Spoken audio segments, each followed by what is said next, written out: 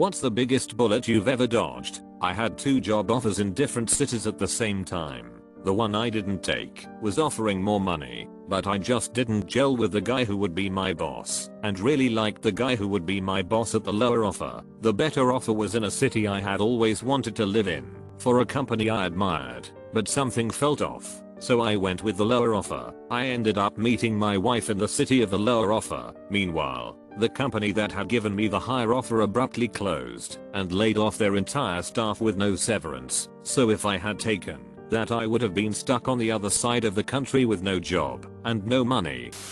In 2005, my friend and I evacuated New Orleans 2 days before Hurricane Katrina and drove to Mississippi with the little money we had. We were trying to decide on where to stay for the night, and it was between a mid-range hotel or the really cheap motel. Decided to spend a little more for the hotel. During the night the eye of the storm came through Mississippi and flattened the roof of the motel we decided against. In 1996, my parents were deciding between 2 houses to move into. They picked the new construction that resulted in being placed on shoddy soil and years of lawsuits when we ultimately moved in 2001. Anyway, the other house they cold picked, presumably on better soil. Wold placed my older sister at Columbine High School as a freshman for the 1998 to 1999 school year. I got on an intercity bus and almost sat in the middle, but moved and sat at the back. The bus later collided with a truck and got opened up like a tin can. If I had sat where I originally intended, I wouldn't have made it. Not me. A Dutch mate of mine living in Tasmania had to visit his sick mum in Amsterdam.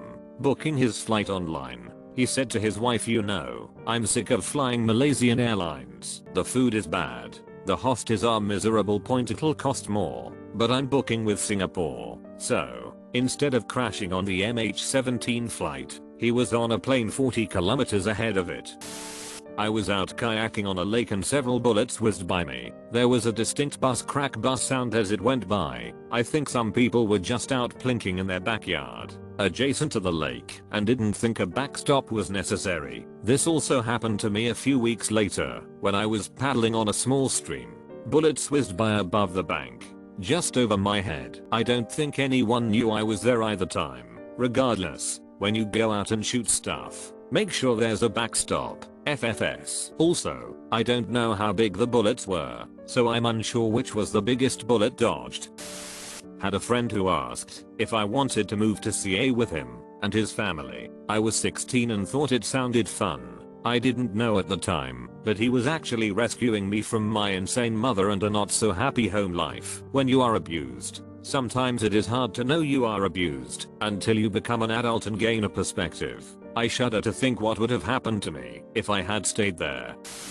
I was supposed to hang out with a couple of friends one night. We were going to go to a party that we were all invited to the weekend before. I asked to get off work early so I could go to the party. My manager let me go early, so I went to go find my friends. But I had a really bad feeling all day and it just kept getting worse. Instead of turning left to go to my friend's house, I went right and went home. I found out a few weeks later that they got busted with coke in their car. They were 16 and 17 at the time. I was 18, so I would have been screwed. About 2 years ago I was offered a new job. It was exactly what I was looking for and was really excited. They told me they would email the contract, but after a week I hadn't had anything. After a lot of chasing they told me they'd change the structure of the organization, so the position wasn't available. I have a month's notice for my current job, and if I had taken the job my notice period would have been after the cutoff date for furlough in the UK. The new job was in an industry that collapsed through the pandemic and the industry I work in has boomed. If I had received that email I would have probably been close to bankruptcy now. I once met a girl at a bar a few years ago. She was hot, and she started a conversation with me. I don't remember about what, but at the end of it, I wanted to ask her out, but being extremely shy I couldn't. If she hadn't started to talk to me, I would just admired and avoided her, being a big and awkward guy. Anyway, I went to the bathroom to clear my head, and when I came back I saw my friend who I came with asked her out. A total mean guy move, because I told him I wanna ask her out, and I just stand there with an awkward smile waiting for them to leave so I could drink my anger away. Couple of days after that, a mutual friend said that friend from the bar was robbed by a girl he had brought to his apartment. So still today I get mixed feelings when I see him.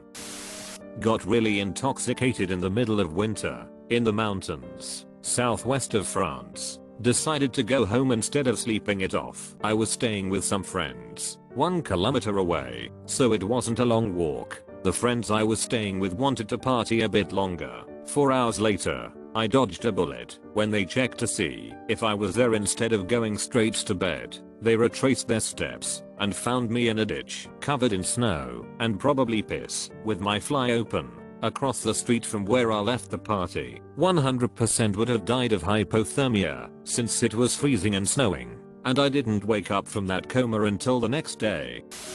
I was a teen driver not paying attention at an intersection at the crest of a hill with low visibility when the light turned green. The car behind me honked, and just as I was about to go, a truck barreled through the red light on the perpendicular road at decidedly ludicrous speed. If I had been paying attention and gone when the light turned green, I very likely would have been T-boned to death. Close street call I've ever had. Not me, but my friend. We were in a bar, and she was talking to a dude she met on Tinder. When she turned around, I saw him put something into her beer.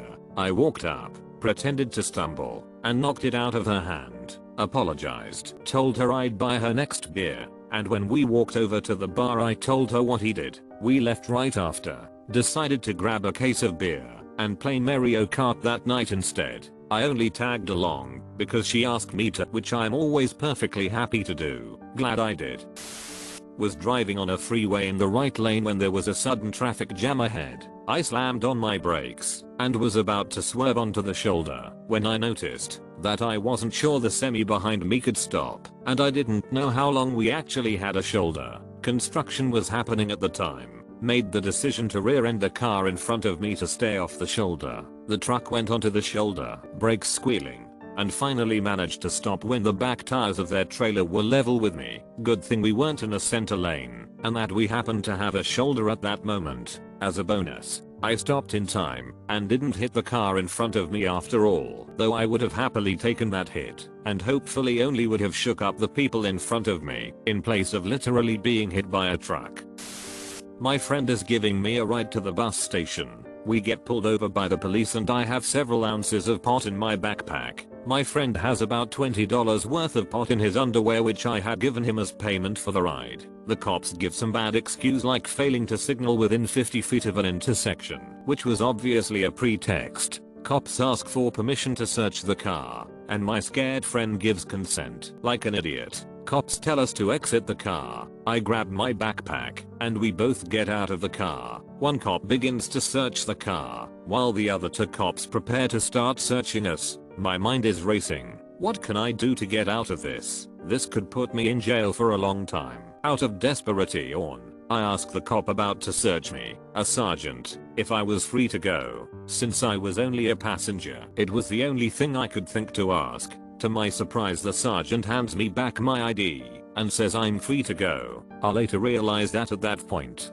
they hadn't yet found anything illegal, and they didn't have reasonable suspicion to detain either of us. I'm dumbfounded. That gambit wasn't supposed to work, but somehow it worked. I put on my backpack and stroll calmly to the nearest intersection, round the corner, and as soon as I'm out of view, sprint about 3 blocks to a construction site and hide inside a Porta John, where I stay for the next 2.5 hours. My friend calls me about an hour after the stop, while I'm still hiding in the toilet, and says the cops found his weed right after they let me go and gave him a $500 ticket. He says that the cops suspect I'm the one who provided it to him, and they are out driving around at that very moment looking to pick me back up. I waited until well after dark to emerge from my hiding place and caught a taxi home. I laid low for a few weeks expecting a knock at my door any day, but fortunately I never heard anything about it again.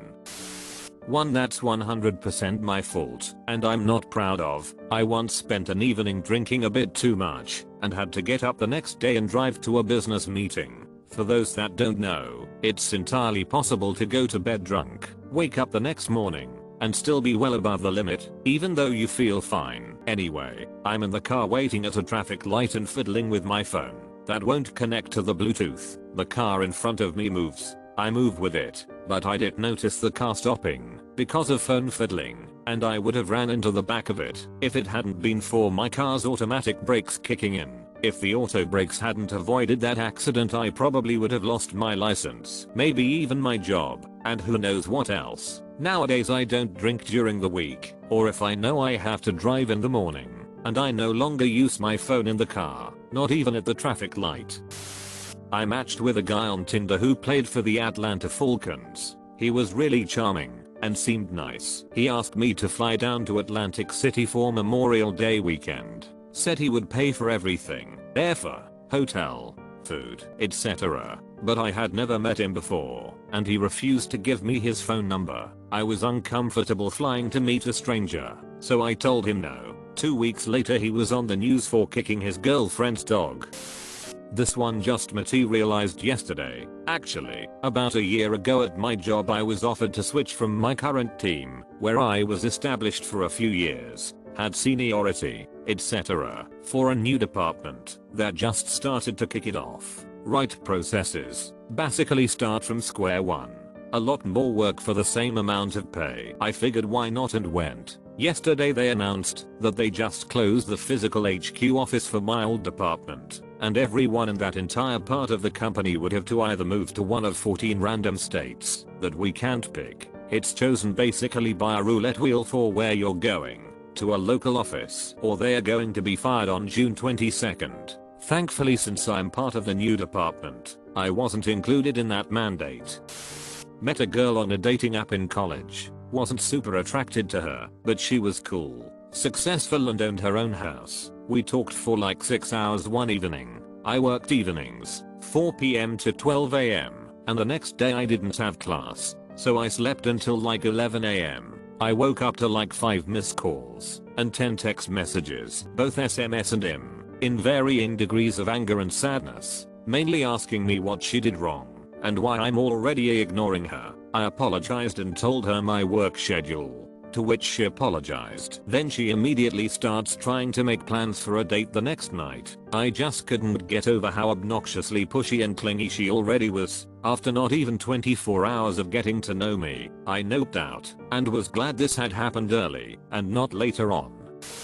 When I was a teen I was very sick. I was like 40 kilograms and couldn't hold down food. I knew something was wrong with me, but doctors were falsely under the impression I had an eating disorder and thought I was lying and that my parents were enabling me. At one hospital visit, when I was 17 years old, I was lied to by a doctor and tricked into joining an eating disorder program against my will. They kept telling me they were going to keep me in the hospital for 3 to 6 months and had this whole program planned out for me, and they put me on an insanely high dosage of anxiety meds that turned me into a zombie person.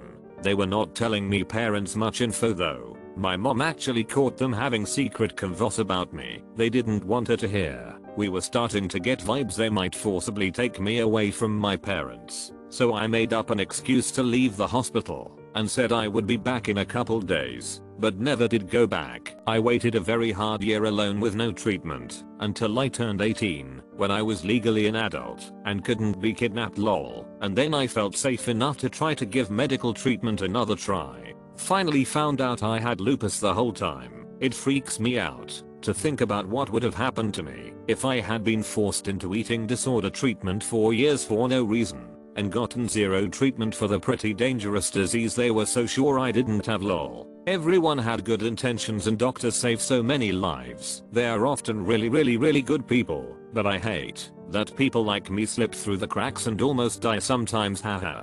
For those wondering, I didn't take any legal action. It honestly didn't occur to me because I had been going to many different doctors for 5 years at that point and always had the same experience, not being believed, them trying to force treatment for eating disorder or mental illness etc. That last hospital visit was just the terrible climax to the story. I didn't know any different because to me, that was just how the medical system was. In retrospect I wish I had done something though. I hope the system improves and this stops happening. Much love to those with similar hard stories and also nurses and doctors who are compassionate.